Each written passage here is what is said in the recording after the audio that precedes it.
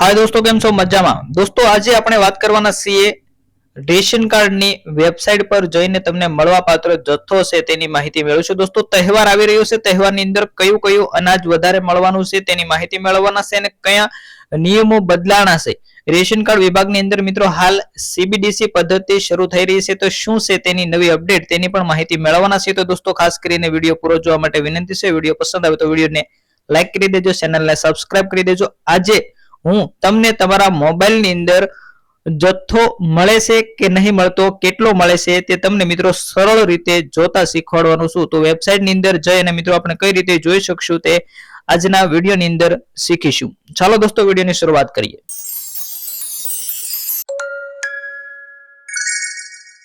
સૌપ્રથમ દોસ્તો તમારે તમારા મોબાઈલની અંદર ગૂગલ ખોલવાનું છે। કોઈ પણ બ્રાઉઝરની અંદર જઈ અને ગૂગલ ખોલવાનું રહેશે, અથવા તો મિત્રો હું મારા વિડીયોની ડિસ્ક્રિપ્શનની નીચે લિંક આપીશ, જે લિંક પર તમે ક્લિક કરશો એટલે ડાયરેક્ટ તમને વેબસાઈટ પર લઈ જશે। તો હું મિત્રો હાલ ગૂગલ પર આવી ચૂક્યો છું। તેની અંદર લખું આઈપીડીએસ આટલું તમારે લખવાનું છે અને ત્યાર પછી સર્ચ કરવાનું રહેશે।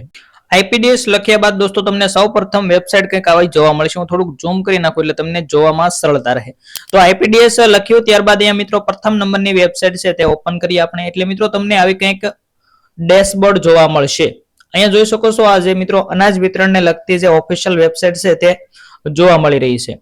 અહીંયા કેરોસીન રિક્વાયરમેન્ટ એપ્લિકેશન 2026 એવું લખેલું છે, ત્યાર પછી સીબીડીસી પ્રોફાઇલ એવું લખેલું છે, માય રેશન એપ્લિકેશન, પરંતુ આપણને ગુજરાતી ભાષાની અંદર અહીંયા જોવા મળે છે તમને મળવાપાત્ર જથ્થો। મિત્રો અહીં જોઈ શકો છો આ ક્લિક છે ત્યાં તમને મળવાપાત્ર જથ્થો જોવા મળી રહ્યો છે, તેની ઉપર આપણે ક્લિક કરીશું। હવે હું તમને આ ડાયરેક્ટ સીધું આ પેજ ઉપર આવી જવાય એ રીતે મારા આ વિડીયોની અંદર ડિસ્ક્રિપ્શનમાં લિંક આપીશ, ત્યાંથી તમે દોસ્તો ડાયરેક્ટ સીધા અહીંયા આવી શકો છો। જો વેબસાઈટ ન ખોલતા આવડે તો એક ક્લિક કરશો એટલે ડાયરેક્ટ આવી જશો। હવે અહીંયા રેશન કાર્ડ નંબર, તો તમારે તમારો રેશન કાર્ડ નંબર અહીંયા એન્ટર કરવાનો છે અને ત્યાર પછી અહીંયા આ જે કેપ્સા અહીંયા લખેલો છે 9953 તે તમારે અહીંયા ટાઈપ કરવાનો રહેશે। ત્યાર પછી અહીંયા જુઓ એવું આપેલું છે, તેના પર ક્લિક કરશો એટલે તમને મળવાપાત્ર જથ્થો બતાવશે। અથવા એ રીતે ન ફાવે તો હું તમને અહીંયા બતાવું છું લાઈવ ડેમોમાં। જેમ કે અહીંયા પૂછવામાં આવેલો છે પ્રશ્ન, તમારું રેશન કાર્ડ એનએફએસએ કાર્ડ છે? જો હોય તો હા પાડવાની છે, અન્યથા ના પાડવાની છે। તો અહીંયા મિત્રો આપણે યસ કરીએ। ત્યાર પછી પૂછે તમે ગેસ કનેક્શન ધરાવો છો? જો તમારી પાસે મિત્રો જે ઉજ્જવલા યોજનાનો જે ગેસ સિલિન્ડર હોય તો અહીંયા હા કરવાનું રહેશે, અથવા કોઈ પણ કનેક્શન ગેસ કનેક્શન હોય તો હા કરવાનું રહેશે। ત્યાર પછી તમારી રેશન કાર્ડની અંદર મિત્રો તમારે ઉપર ચેક કરવાનું છે જનસંખ્યા લખેલું છે, ત્યાં કેટલી સંખ્યા છે, જેટલી જનસંખ્યા હોય તેટલી લખો છો। હું ઉદાહરણ તરીકે અહીંયા 10 જનસંખ્યા લખું છું, એટલે મિત્રો આપણે ગણતરી કરવામાં સરળતા રહે। આગળ જે અનાજનો જથ્થો બતાવે તે કઈ રીતે મળે તે ગણતરી સરળતાથી કરી શકાય। ત્યાર પછી તમારા રેશન કાર્ડની કેટેગરી, તો અહીંયા મિત્રો એપીએલ 1, એપીએલ 2, બીપીએલ કે એએવાય। તો ઘણા બધા મિત્રોનો પ્રશ્ન થતો હોય કે એએવાય એ કયો કાર્ડ? તો એએવાય એટલે કે અંત્યોદય કાર્ડ। તો આ 4 કેટેગરીના રેશન કાર્ડ હોય તેમાંથી તમારી પાસે જે કાંઈ હોય તે સિલેક્ટ કરવાનું રહેશે। આપણે અત્યારે એપીએલ 1 સિલેક્ટ કરીએ। ત્યાર પછી અહીંયા જે કેપ્ચા એટલે કે અહીંયા જે અક્ષરો દેખાય છે તે તમારે લખવાના 4457 આ ટાઈપ કરીને મિત્રો અહીંયા જુઓ પર આપશો એટલે તમને જે મળવાપાત્ર થોડી મિસ્ટેક થઈ એવું લાગ્યું।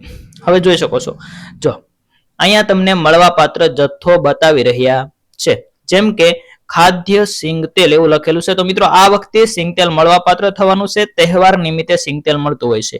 એની અંદર લખેલું છે બચત રહેલી પાઉચની મર્યાદા મુજબ ખાદ્ય તેલની ફાળવણી કરવામાં આવશે। તો એક પાઉચ તમને 1 કિલોનું આપવામાં આવશે, તેનો ભાવ કેટલો રહેશે? 6 રૂપિયા રહેવાનો છે। દોસ્તો અહીંયા તમને બતાવી રહ્યું છે, થોડું હજી ઝૂમ કરી નાખું એટલે તમને એકદમ ક્લિયર દેખાય।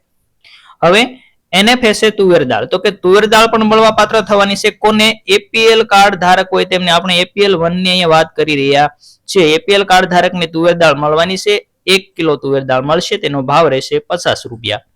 ત્યાર પછી એનએફએસએ આખા છણા, તો કે છણા પણ મળવાપાત્ર થવાના છે। છણાની 50% મુજબની ફાળવણી કરવામાં આવેલી છે, એટલે મિત્રો પૂર્ણ થાય ત્યાં સુધી છણા મળવાપાત્ર થશે, તો તે પણ 1 કિલો મળશે, તેનો ભાવ 30 રૂપિયા રહેવાનો છે। ત્યાર પછી ઘઉં અહીંયા 1 કિલો આપવામાં આવેલા છે।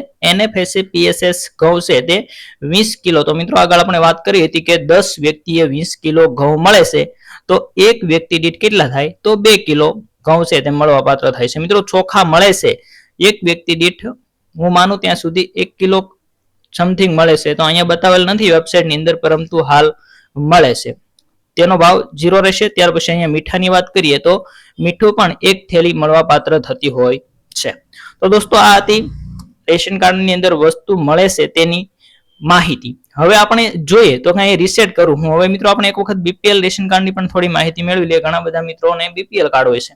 તો ખાંડ ક્યાં મળે છે તે પણ જોઈએ. ખાંડનો મિત્રો હાલ ભાવ ખૂબ ચડી ગયો છે.